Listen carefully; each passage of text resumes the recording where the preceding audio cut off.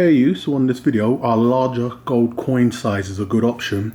I'm going to be going over the pros and somewhat cons of maybe stacking large amount of funds into larger, somewhat small form factors, i.e. larger gold coin sizes. When I say larger, a lot of the videos I've done have been on more fractional, 1/10, quarter ounce, 1 ounce being the pinnacle. But when you go beyond 1 ounce gold, is there a plus to it? So I'm just going to go over the two largest coin sizes I have and just give the reasons as to why I bought them. Has it worked out, and have I had any benefits from stacking them? So jumping straight into this, I'd like to say if you like what you hear /see and haven't done so already, please do go ahead and subscribe, and also let me know your thoughts and opinions on larger gold coin sizes. This is going to be somewhat of a heavy hitting video. As you can see, we're dealing with a lot of wealth in a small form factor here, so it's not for the everyday man. It's definitely something where large heavy hitters get involved when you're even talking an ounce of gold. So even if you'd like to, let me know what you'd like to do if you had the opportunity to, or the funds to get into maybe going a lot higher than an ounce of gold. So let me know your thoughts and opinions down in the comments. So looking straight at this piece, I done a video of when I picked these up. I believe I traded in the Perth Mint. It was when I done a massive trade. It was the Perth Mint 2 ounce proof lunar complete collection sets. So it was with the same dealer I ended up doing the trade with. At the time, I can't remember who commented, but I done a trade and I picked up 3 of these. And I liked it because as mentioned many times, dealers do deals, and there was a deal actually on this coin, and spot price on gold was very low, so it was extremely attractive to myself. That's what drew me to them. It was obviously an angle, whereas I believed, as we all know now, limited or rare, low mintage number doesn't automatically mean high returns or a definite hit out the park. But I saw these, when you're talking gold and you're talking a low percentage on spot, I think at the time the high selling point to these were basically they're very rare. They're 5 ounce pieces. The kangaroo, very iconic piece from Perth Mint, a stunning piece. Absolutely love this piece. Perth knocked out the park on this piece here. I believe it's the red kangaroo that they do. Standard, you can get this on the back of many of the older designs. They've changed the kangaroos now, but I can't remember the year now. I'm dreadful. 2015, they done a special 5 ounce size where they done a limited amount. If I'm not mistaken, I reckon the mintage was around 215. I'd have to triple check that, but they usually do this as a kilo. So you get this standard, same design every year as a kilo. They do it in a 10 ounce, and I believe they do it in the 1 ounce where the motif changes yearly.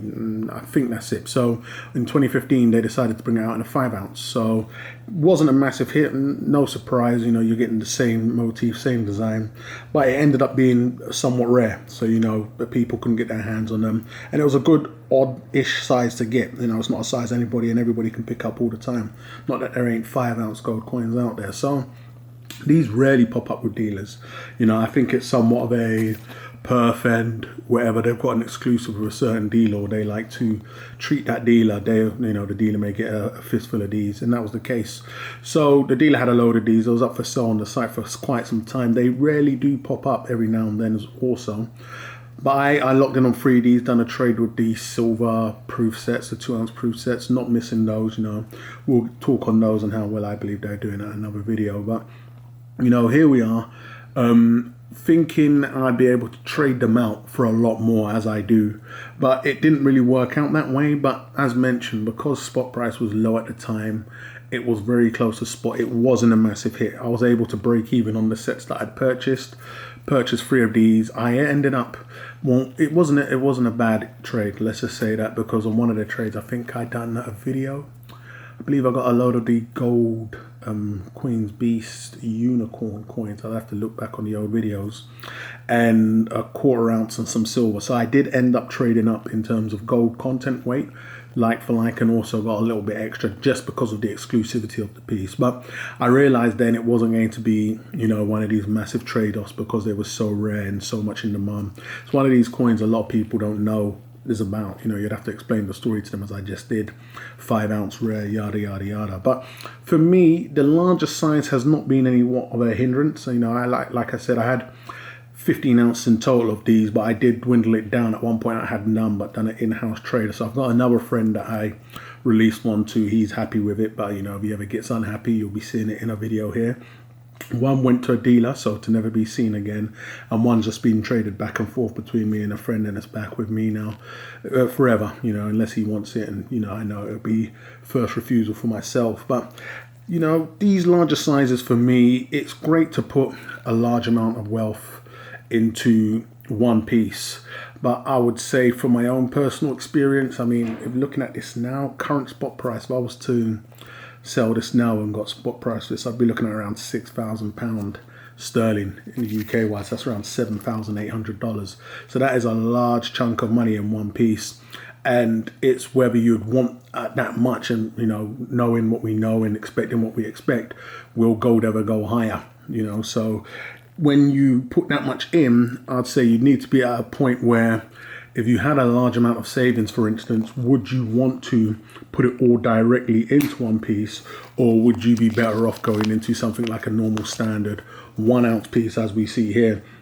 When we go as large as the 5 ounce I've just shown, it gets to the point where you really need to ask yourself, one, are the funds that much disposable? Will you ever really need to touch on them? Are you in a comfortable enough position? I'll break it down in terms of categories. So for instance, you had £10,000, and you wanted to put those savings into gold. You wanted to go gold all the way, and you wanted to secure some gold pieces. Would it be wise, for instance, to put it all in a 5 ounce piece, or even, they have the 100 grams, or I think they have the half kilo pieces? I would say no. If you had even $50,000, £50,000, would I, my own personal experience or, opinion, I wouldn't even go that way either. When we're talking a kilo plus, you need to know that it's a large chunk. That's technically a deposit for any house, no matter where you are.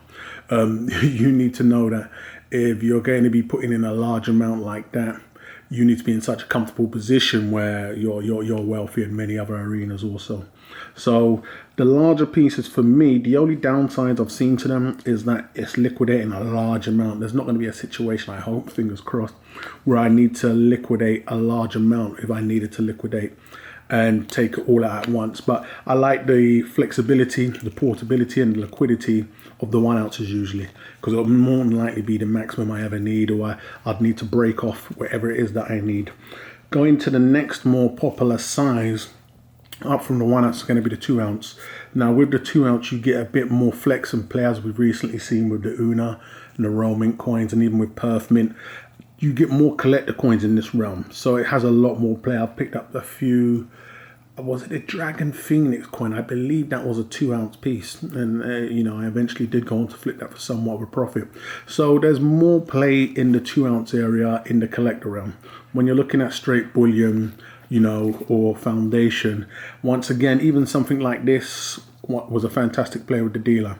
As mentioned, you would think the larger sizes you would see a lot more deals, and that normally is the case. I've seen a lot of 10 ounce gold coins going for damn near 2% above spot with quite a few European dealers, and you normally see a lot of these pop up, and that'll be the Luna 2 coins or even some Luna 1 coins in gold with a very low premium above spot price. And I picked up, I think it was the trade, I can't remember what trade I done there on these. It was one of the trades, not the Swans, was it? I believe it was the Swans, where I picked up the Tiger in this, and once again it was very close to spot, so couldn't go wrong. It'd be no different liquidating this as though it's a collector coin. Although it's a collector coin, I'd have no issues taking spot price, because I damn near picked that up for that on a lower spot price also. But there's more flex when you go up to the 2 ounce. A lot more people are comfortable with a 2 ounce when you're talking collector pieces. It's not like whereas in silver you got the silver 2 ounce gold Queen's Beast coins, for instance, and everybody's comfortable picking that up and it's big enough for them. This is a 2 ounce piece, and you don't normally see a lot of people that I've personally come across with 2 ounce straight bullion pieces or foundation pieces. If they're going to have a 2 ounce gold coin, so going higher than a 1 ounce, for instance, it's going to more than likely be in a collector coin format, but could have been easily picked up around spot price or low premium So that's the plus side there. So I would say for myself personally, 2 ounce would be the max moving forward. Unless I had an absolutely fantastic windfall in the land of crypto, would I go larger? Of course, the ultimate and the godfather is the kilo bars. And it's interesting because once you get into gold, it's, it's less fuss about it. There's no fuss whether it's coins or what brand it is. Gold is gold, and preferably allow a lot of people when they go up to the kilo range, if it's not in 1 ounce coins, technically go for bars. You can get kilo coins, but there's more technicality with them. Perf offer the best offerings from what I've seen, more worldwide recognition, low premiums. It's funny because the premiums ain't exactly rock bottom. You're not picking up at bang on spot. Whereas if you look at the silver counterpart, 100 ounce bars plus, you could damn near get them under spot. But there are ways, I'm sure, when you're doing some type of credit backs or the likes of where you can get a kilo bar / coin. But from what I've seen, the bars seem to be more favorable when people get to the kilo range. Not having any value added tax in the UK, so premium wise is the only thing you need to really worry about. But would I pick some of those up? Once again, if I was in a fantastic position, maybe with a large windfall, I would love to have a kilo bar in my stack. I would definitely mix it up though. I think the base of my stack gold wise will always be for me foundation 1 ounce gold coins. The lower, I'm not actually actively looking and picking them up or want to add them to the stack. If I had the opportunity to pick up a gold bar, kilo gold bar at spot or damn near close to spot, and I was in a fantastic financial position, I wouldn't mind adding that. But always when you look at something like that, liquidating that from there, it's going to be on a massive purchase, more than likely land related. But outside of that, I would want to keep it 1 ounce. There's been no cons because gold is gold. I didn't pay a large premium for this piece. I haven't got many more.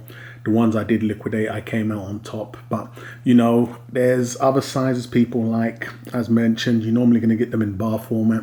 Perf also do the bars. I've seen a few of the 100-gram bars. They have got a fantastic weight to them. What is that? I think that's... Is it 3 ounces or a little under 3 ounces, the 100 grams? They're fairly nice pieces. Then you get the 50 grams.